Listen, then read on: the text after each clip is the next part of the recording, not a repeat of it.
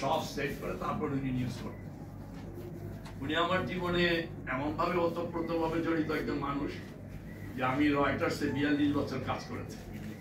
1981-এ Reuters international news agency তাদের television সাইটের জন্য একজন ক্যামেরাম্যান দরকার।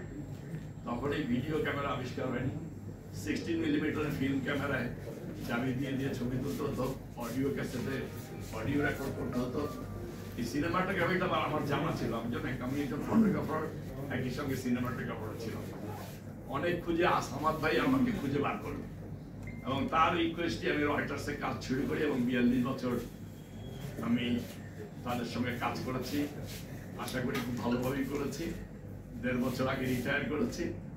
তো সামাদ ভাইয়ের আজকের এই অনুষ্ঠানে সভাপতি তো খুব বেশি কিছু বলার থাকে না, তো এই ছোট গল্পটি দিয়ে আমার ভাষণ শেষ করব।